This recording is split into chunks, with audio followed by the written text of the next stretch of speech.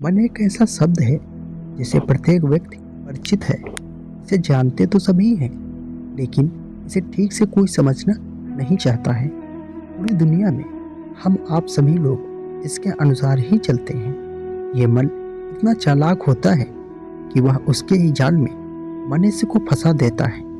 हमारे जीवन में उतार चढ़ाव, खुशियाँ, परेशानियाँ या सभी घटनाओं में कहीं न कहीं हमारा मन शामिल है।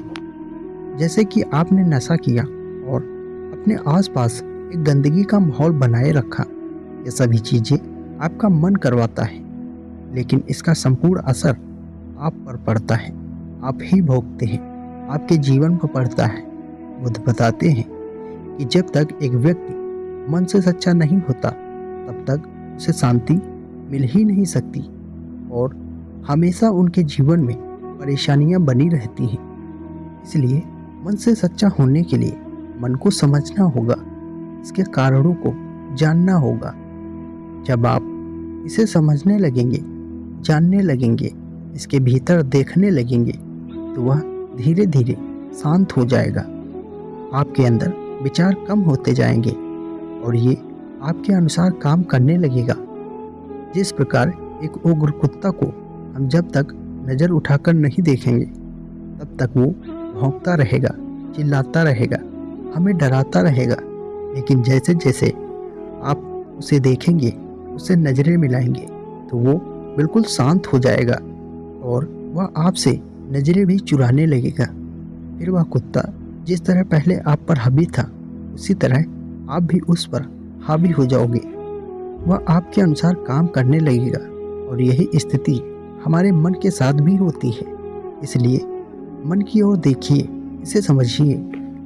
आप इसे जितना समझेंगे उतना ही यह आपके अनुसार काम करेगा। तो आइए इसे बुद्ध की एक छोटी सी कहानी से समझते हैं।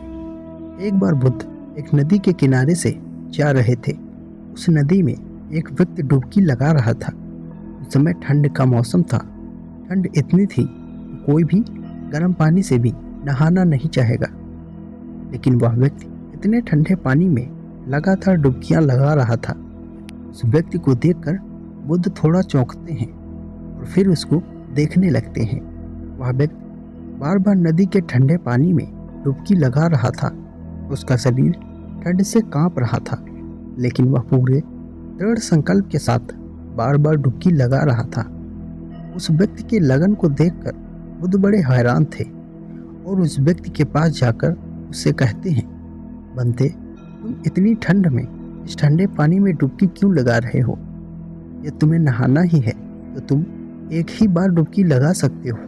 वह व्यक्ति बुद्ध से कहता है, हे बुद्ध, मैंने संकल्प लिया था कि आज सुबह मैं इस नदी में 100 डुबकियां लगा लूँगा, लेकिन उस कमबख्त मेढक ने मेरा सारा खेल, सारा संकल्प बिगाड़ दिया है। बुद्ध मुस्कुराते हैं और पूछते हैं, क्या मेढक मनुष्य से भी ज़्यादा शक्तिशाली है, जो उसने एक मनुष्य के संकल्प को खराब कर दिया?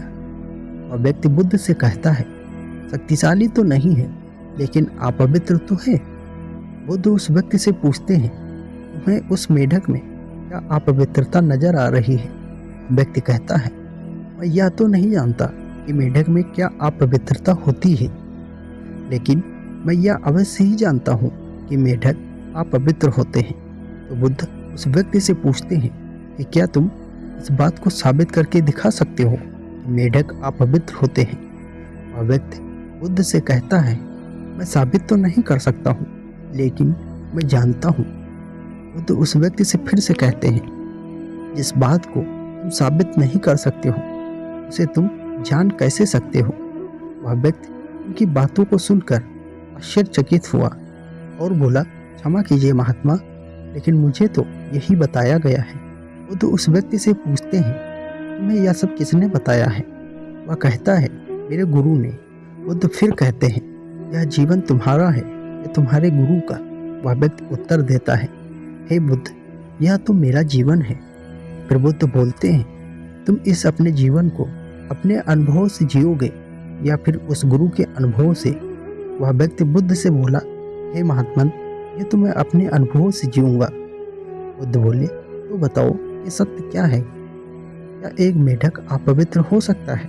हे महात्मन, मैं तो नहीं जानता। मुझे सबके बारे में कुछ भी पता नहीं है। मैं आपको पूरी घटना बताता हूँ। दरअसल मेरा समय अभी बहुत खराब चल रहा है। मुझे किसी ने बताया था अगर मैं इसमें 100 डुबकियाँ लगाऊँ तो मैं अपने बुरे समय से निकल जाऊँगा। इसलिए मैं सुबह सुबह इस नदी में डुबकियाँ लगाता हूँ और मैं बड़ी मुश्किलों से 100 डुबकियाँ लगा पाया हूँ। जैसे ही मैं इस नदी से बाहर जा रहा था वैसे ही मेरे पैर के नीचे एक मेढक आ गया और मेरे मन को लगा कि मैं अपवित्र हो गया हूँ। इसलिए मैं दोबारा से डुबकियाँ लगाने गया और इतने में ही आप आ गए और मुझे पता चला कि मैं अपने गलत सोच के कारण ही मैं अपने आप को सजा दे रहा था। जिस बात का मुझे अनुभव ही नहीं है मैं उसे बिना सोचे समझे ही सच मान रहा था, मगर आपने मेरी आंखों में बंधी अंधविश्वास की पट्टी को खोल दिया है। आपका बहुत बहुत धन्यवाद। फिर बुद्ध कहते हैं मनुष्य अपने मन के कारण से ही दुख पाता है।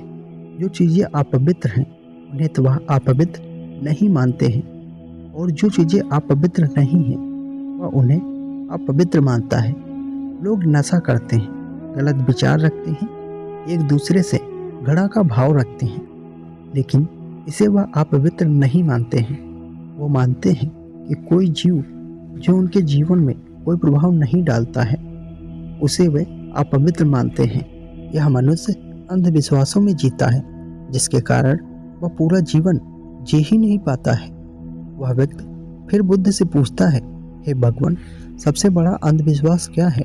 बुद्ध कहते हैं कि मन का सबसे बड़ा अंधविश्वास यह है, उसे लगता है कि वह अपने मन के द्वारा ही अपने मन से मुक्त हो जाएगा, यानी अपने मन के द्वारा ही अपने जीवन के सभी दुखों से मुक्त हो जाएगा। तुम अपने चारों तरफ देखना, तुम देखोगे कि हर व्यक्ति अपने मन के जाल में ही उलझा हुआ है। कोई नई उम्मीदों में जी रहा है तो कोई डरा हुआ है। किसी को लगता है कि कल सब ठीक हो जाएगा, किसी को लगता है कि आज का दिन अच्छा है, कल खराब हो जाएगा। लेकिन वास्तविकता यह नहीं है। जब तक मनुष्य अपने मन को नहीं समझेगा तब तक कुछ भी ठीक नहीं हो सकता और यही सत्य है।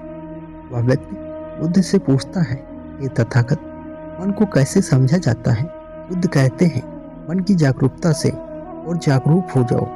इसे देखो पूरे दिन में जब भी याद आए, जागरूक होकर इसे देखो कि तुम्हारा मन तुमसे क्या करवा रहा है और यह जागरूकता वाली बात तुम्हारा मन तुम्हें बार बार भुलाने की कोशिश करेगा, लेकिन तुम्हें लगातार बार बार प्रयास करते रहना है। तुम्हें बार बार यह देखना है कि क्या तुम जिस रास्ते पर चल रहे हो वह तुम्हें वहां पहुंचाएगा जहां तुम जाना चाह रहे हो। यही सूत्र है मन से मुक्त होने का। जब भी याद आए जागरूक होकर देखो कि क्या आप वही जा रहे हैं जहां जाना चाहिए था। इसलिए बुद्ध ने फिर से कहा कि जब तक व्यक्ति अपने मन से सच्चा नहीं होता तब तक उसे शांति मिल ही नहीं सकती। जब तक वह इस दुनिया में भटकता ही रहेगा, खोजता ही रहेगा, लेकिन उसे कुछ भी नहीं मिलेगा और उसके जीवन में हमेशा परेशानियां बनी रहेंगी। दोस्तों, आप इस बारे में क्या सोचते हैं? आपके विचार क्या हैं? आपकी भावनाएं क्या हैं? कमेंट के माध्यम से ज़रूर बताइएगा। क्या पता आपके इस कमेंट से किसी का जीवन बदल जाए। धन्यवाद।